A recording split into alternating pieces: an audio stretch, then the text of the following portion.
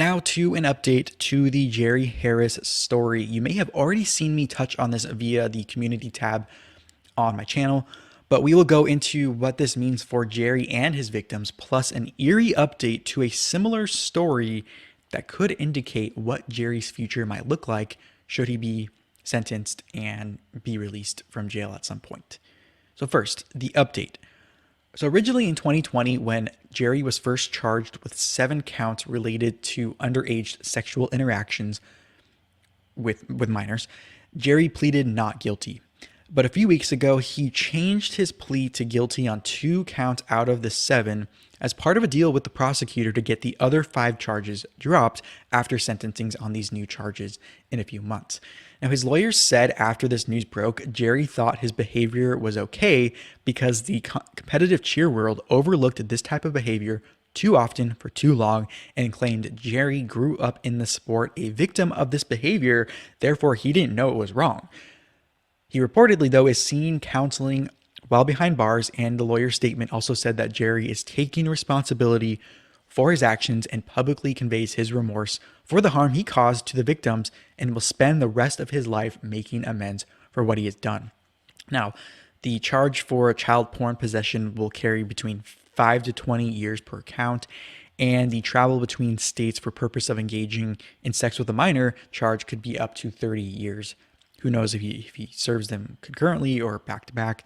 We'll have to see what goes on with sentencing in a few months. But we've been covering this story since it broke, approaching almost 2 years now, from the initial FBI raid to the arrest to the charges for Jerry, and then later the more cheer people in the cheer world being implicated in this situation, to then how Netflix covered the story in season 2 of their hit show Cheer, where Jerry was featured, to now Jerry pleading guilty to the charges. And later I will link you to those past videos I have if you want to catch up on what I've said so far. But now I've had a little time since this plea made headlines a few weeks ago to simmer on what this means and the timing of it related to after season 2 aired. So let's start with the statement from Jerry's lawyers, because this may help answer our questions we've had and some of his teammates had on the Cheer season 2 episodes of wondering, was there something growing up leading to Jerry thinking this was okay or behaving this way? And according to the statement, he himself was a victim of this type of behavior growing up in the sport.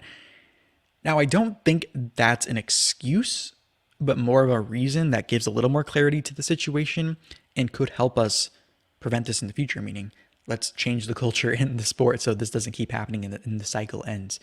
And clearly still doesn't make any of this okay. The silver lining, though, is, like I said, this story gaining so much attention in the cheer and sports entertainment world hopefully will signify some changes to the environment for the children growing up in the sport, and then further emphasize the need for responsible parenting and adult interactions within the industry and the sport, similar to the USA Gymnastics.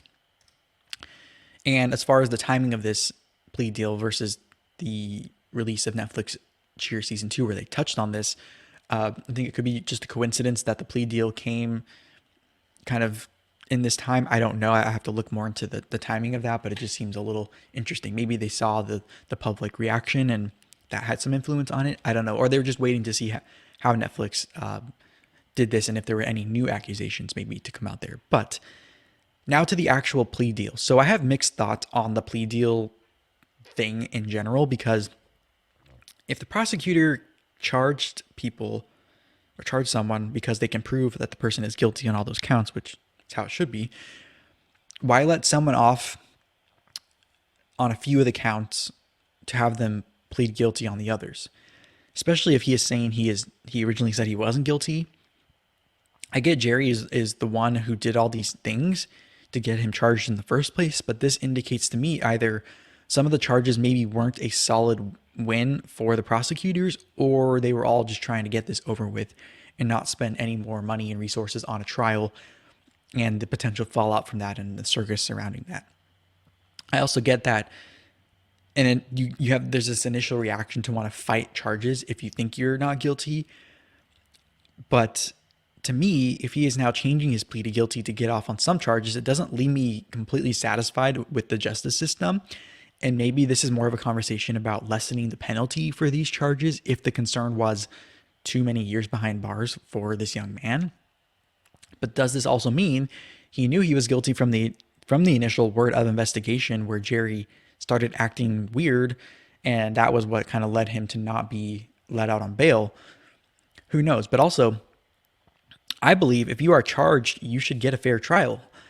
And the system here, whether it be because of expenses or the public interest in this might be making it hard to go to trial and get a fair one, that whole thing may be having Jerry be more inclined to take the plea deal instead of getting his day in court to prove his innocence.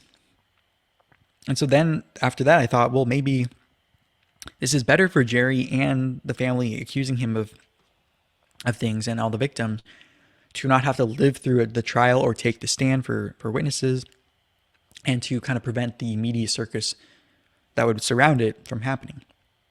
But then again, I remembered Jerry's still facing an ongoing lawsuit with the people in the family, the two boys and the mom, making the allegations that sparked the investigation from the FBI that led to these charges. So we'll see what happens. I have a lot of mixed thoughts on that whole situation and just the justice system in general regarding plea deals. But finally, on the charges themselves, I ask myself this: should someone get a lesser sentence for confessing to a crime they're charged of and given a chance to prove themselves and that they've changed, rather than maintain they are innocent and go through the whole process and serve time to come out the other side still maintaining that they were innocent? And so this is where the former congressman from New York, Anthony Weiner's story comes in. Now, to refresh your memory, he was the one that resigned from Congress in 2011 for images that surfaced that he had sent via Twitter to a woman. And later in 2017, he was then charged with sending obscene material to a minor and was then released in 2019 after serving some time for that. Now, the reason I'm bringing this up now is because of the recent appearance he made on Fox News' Hannity, which I happened to turn the channel right before this segment aired to catch this. And boy, was I glad I did, because it was awkward and shocking to say the least, and immediately made me think of Jerry's situation and maybe what his future looks like. So Anthony was on to promote his radio show with Curtis Sliwa, who just ran for New York mayor, who is the guardian angel guy with the beret on. And when Sean Hannity asked Anthony if he was a changed man after the jail time, he didn't really give a yes or no answer. Now, he gave kind of a politician's roundabout answer to not have to answer the question, which, when you are referring to a sex-related crime, you might want to say yes if you're trying to sway the public opinion. But I also appreciated, even though he sounded like a politician, Anthony's honesty and not just saying yes because he feels like he had to. And maybe that was the sign he had changed, that he didn't just say yes to try to get the heat off of him. But later, Sean pressed him more because Sean was surprised, as many of us were, and probably caught off guard by a guest he was trying to help out and give a second chance coming on his show and basically implying that maybe he hasn't changed. And especially related to like crimes regarding minors and sexual things. But anyways, Anthony then kind of went on to say that he wants the public to judge for themselves if he's been changed or not with his actions going forward. So I thought that was a fair point. But how does this relate to Jerry? So although they aren't completely the same situation with Anthony Weiner and Jerry Harris, it shows, though, if you serve the time after you've been found guilty and you come out the other side, to people willing to give you a second chance and another chance if you've proven that you've changed. And from the lawyer's statement about Jerry, it looks like he's trying to change. And what we saw on Cheer Season 2, where he sent a letter indicating he wants to learn from this and do better and help people through this, to Monica, his coach, then it appears Jerry is trying to learn from this and continue to try to make it right, however he is able to. So with that said, we'll have to wait to see what sentencing looks like for Jerry in a few months, and if the prosecutors will follow through on dropping the other charges And until then, if you're watching this as a YouTube standalone segment video, make sure to tap or click the screen or head to the description box for more related videos to Jerry Harris and the like.